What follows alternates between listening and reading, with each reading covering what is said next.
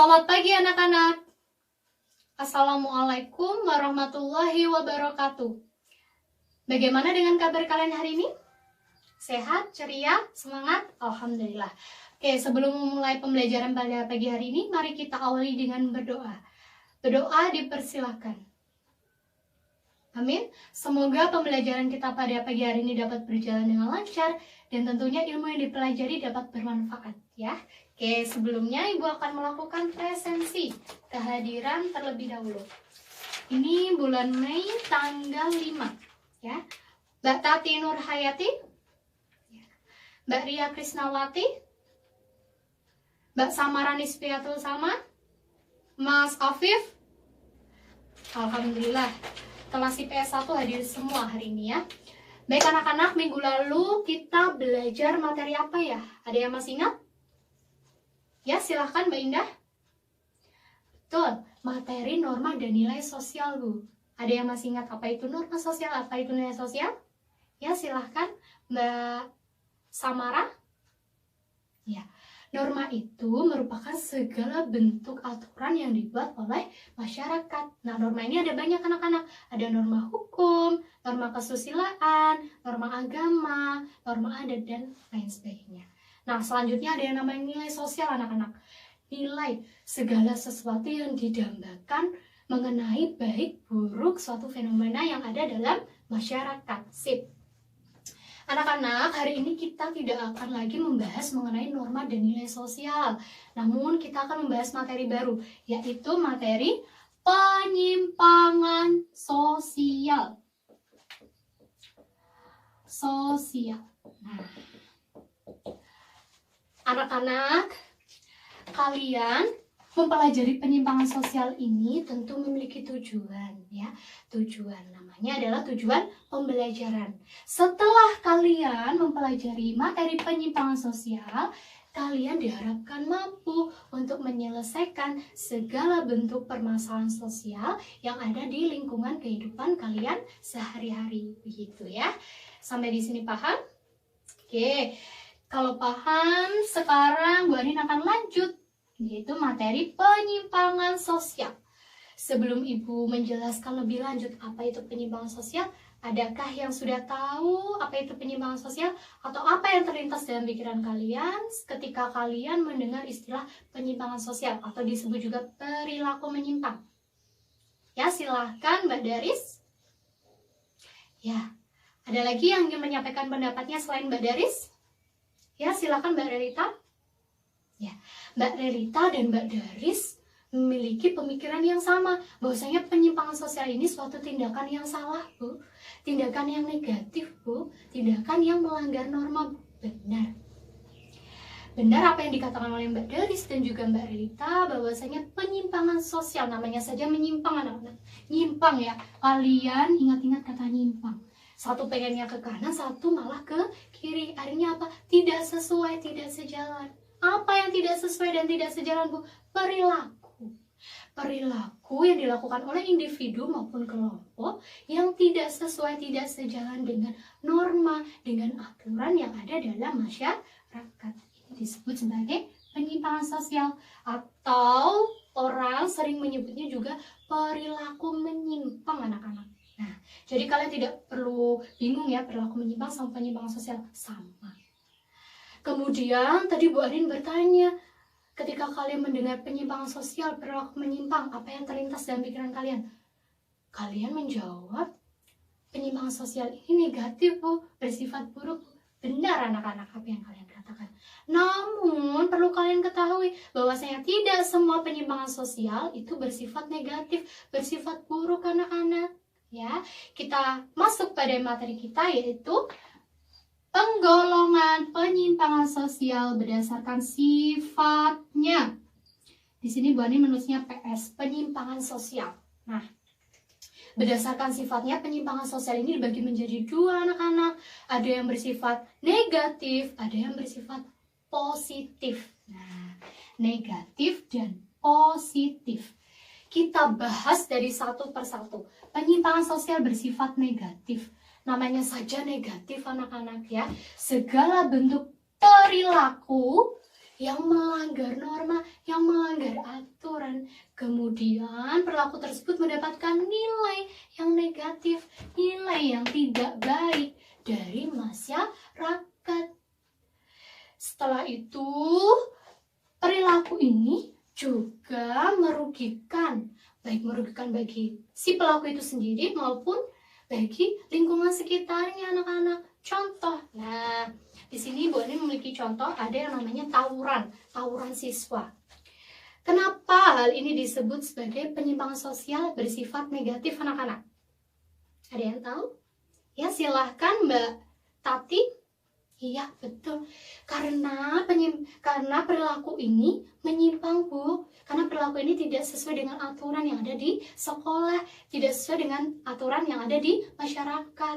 Kemudian perilaku yang dilakukan oleh siswa ini yang sedang bertawuran ini juga mendapatkan nilai yang negatif dari masyarakat. Oh itu ya, anak sekolah nakal, anak sekolah itu bandel.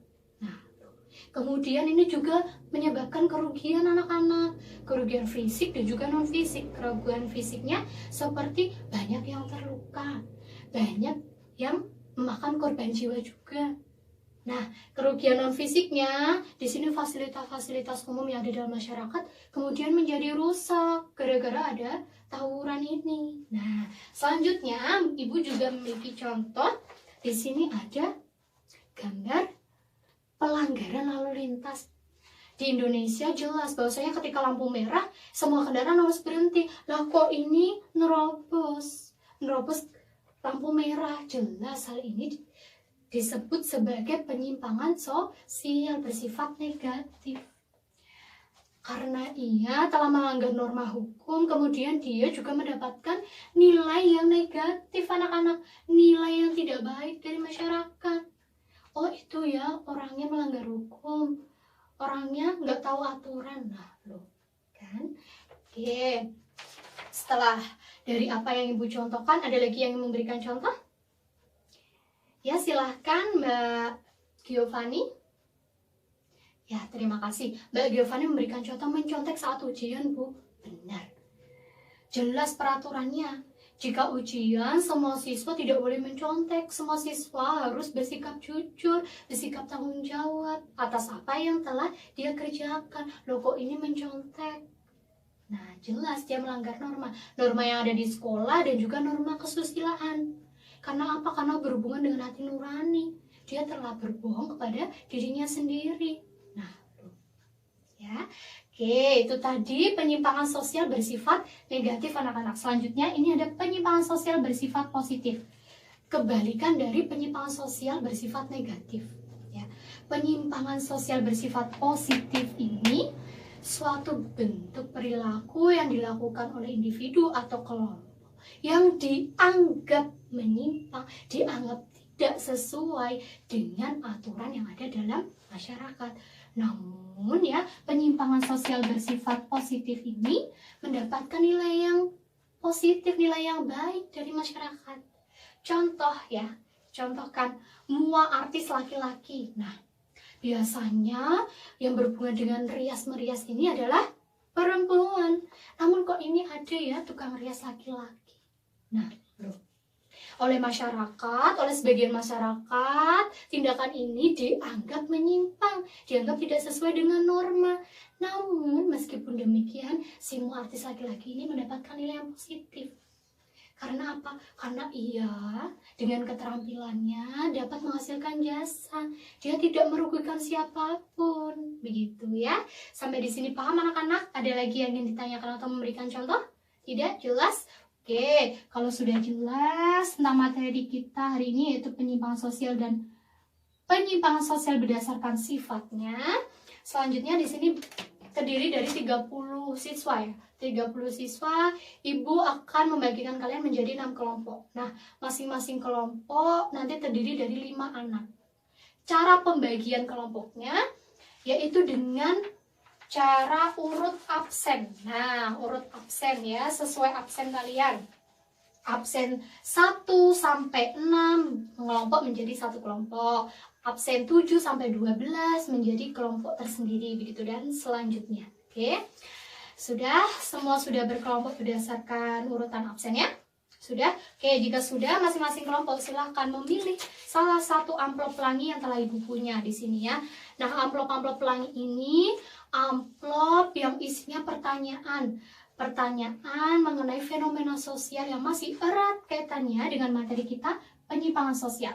Silahkan kalian diskusikan pertanyaan-pertanyaan ini ya, pertanyaan telah kalian dapatkan, yang telah kelompok kalian dapatkan, didiskusikan dan ditulis hasil diskusinya di folio yang telah Ibu sediakan ini ya. Waktu diskusi kalian yaitu 10 menit anak-anak ya. Ibu akan memberikan waktu 10 menit untuk kalian berdiskusi. Ya, sampai di sini paham? Ada yang ditanyakan? Ya, jelas ya. Selanjutnya ketika sudah diskusi ya, nanti silahkan hasil diskusi kalian dipresentasikan ke depan, mewakilkan satu anak untuk presentasi ke depan begitu ya. Siswa yang lain yang tidak berpresentasi di depan, silahkan nanti memperhatikan temannya ya, jangan ramai sendiri. Silahkan nanti kita akan buka forum diskusi ya, kita akan berdiskusi. Silahkan nanti yang lain bisa aktif dalam diskusi. Karena ketika kalian aktif dalam diskusi, nanti Bu akan memberikan bintang skor ya. Bintang skor untuk kalian. Bintang skor nilai tambahan untuk kalian ya. Sampai di sini paham? Ada yang ditanyakan? Tidak? Oke, silahkan ya. Silahkan memilih amplop yang telah Ibu sediakan. Oke, semua kelompok sudah mendapatkan pertanyaannya, sudah mendapatkan amplop? Oke, jika sudah, silahkan kalian berdiskusi. Waktu diskusi kalian 10 menit dimulai dari sekarang. Ada yang ingin ditanyakan mengenai pertanyaannya? Tidak? Oke. Sudah jelas ya. Baik anak-anak, waktu diskusinya sudah selesai. Silahkan sekarang masing-masing kelompok mewakilkan satu anak untuk maju ke depan berpresentasi. Ya, sudah berpresentasi, semuanya sudah berpresentasi, semua kelompok sudah menyampaikan hasil diskusinya. Selanjutnya, sesuai dengan janji Bu Anin tadi, anak-anak, Bu Anin akan memberikan skor tambahan untuk anak-anak yang telah aktif dalam forum diskusi. Yaitu tadi ada berapa anak tadi ya? Ada 6 anak ya, ada 6 anak. Silahkan masing-masing anak yang sudah aktif tadi, silahkan memilih bintang skor yang telah Ibu punya ya. Masing-masing bintang ini memiliki skornya masing-masing ya. Ini di sini ada beberapa warna bintang ya. Silahkan yang pertama Ibu beri kesempatan Mbak Samara tadi ya, yang sudah aktif. Silahkan Mbak Samara memilih nomor berapa? Bintang yang warna biru muda. Oke, kita klik biru muda. Ternyata skor Mbak Samara adalah 2. Artinya apa? Mbak Samara mendapatkan nilai tambahan 2 dari Bu Anin, begitu ya. Selanjutnya ada Mbak Daris. Mbak Daris silahkan memilih bintang yang warna apa? Bintang warna merah. Silahkan. Kita lihat berapa skor yang diperoleh. 1, berarti Mbak Daris memperoleh 1 skor tambahan dari Bu Anin. Oke, sip. Sudah ya anak-anak. Untuk siswa yang lain boleh sekali aktif dalam forum diskusi selanjutnya sehingga mendapatkan skor tambahan dari Ibu ya. Oke anak-anak, karena tadi apa yang Ibu sampaikan sudah selesai dan juga tadi forum diskusinya juga sudah selesai, sekarang kita mereview kembali apa yang kita pelajari hari ini ya. Yang pertama ini ada pengertian ya, pengertian penyimpangan sosial anak-anak. Ingat, penyimpangan sosial segala bentuk perilaku baik yang dilakukan oleh individu maupun kelompok yang melanggar aturan, yang melanggar norma yang ada dalam masyarakat. Begitu ya. Selanjutnya, penyimpangan sosial berdasarkan sifatnya itu digolongkan menjadi 2 anak-anak, yaitu bersifat negatif dan juga bersifat positif. Begitu ya. Sampai di sini paham? Ada yang ditanyakan? Ada yang bertanya? Tidak ada. Jika tidak ada yang bertanya, sekarang Ibu yang bertanya. Setelah kalian belajar mengenai materi penyimpangan sosial, apa kesan yang kalian dapat atau manfaat apa yang kalian dapatkan? Ya, silahkan Mas Rama. Mas Rama memiliki kesan bahagia. Karena apa? Setelah mempelajari materi penyimpangan sosial, Mas Rama menjadi tahu ternyata tidak semua penyimpangan sosial itu bersifat negatif. Ternyata ada juga ya Bu, penyimpangan sosial bersifat positif. Sip. Nah, anak-anak, Bu Anin harap setelah kalian belajar mengenai materi penyimpangan sosial, kalian dapat membedakan mana yang baik untuk dilakukan, mana yang tidak baik untuk dilakukan. Ya, apa yang baik silakan diterapkan dalam kehidupan sehari-hari, apa yang tidak baik ditinggalkan, jangan ditiru, begitu ya. Oke, anak-anak, karena ini waktu pembelajarannya juga sudah selesai, begitu ya. Oh ya, minggu depan silakan kalian persiapkan materi interaksi sosial. Kalian boleh baca dari buku cetak yang kalian punya atau dari perpustakaan boleh ya. Silakan semua anak membaca materi interaksi sosial sehingga pertemuan minggu selanjutnya sudah paham ya tentang interaksi sosial, sudah ada gambaran mengenai apa itu interaksi sosial gitu ya. Baik anak-anak, karena waktu pembelajarannya sudah selesai, mari kita akhiri pembelajaran pada pagi hari ini dengan berdoa. Berdoa dipersilakan. Amin. Terima kasih anak-anak atas perhatiannya, atas partisipasi aktifnya dalam pembelajaran sosiologi pada pagi hari ini. Sampai jumpa pada pertemuan selanjutnya. Wassalamualaikum warahmatullahi wabarakatuh.